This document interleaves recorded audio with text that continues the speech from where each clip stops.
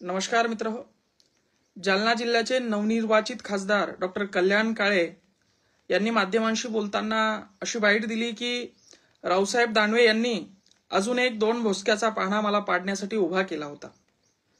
तर मला त्यांना असं सांगायचंय की जनतेने जो कॉल दिला तो मान्य करा. उगा इकडच्या तिकडच्या गोष्टी तुम्ही करू नका. जनतेला सर्व काही माहित आहे की जनतेने काय केलंय. आणि राहिला विषय तुमचा खासदार होण्याचा, तुमची लायकी आमदार होण्याची नाही. 2 वेळेस जनतेने तुम्हाला आमदारकीला धूळ चाटली आहे.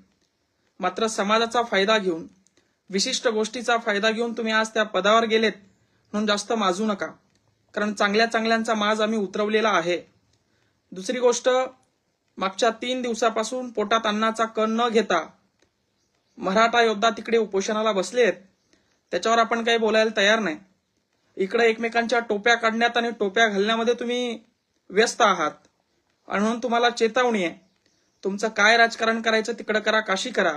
आमच्या नादाला लागू नका. आमचा नाद तुम्हाला परवडणार नाही. धन्यवाद.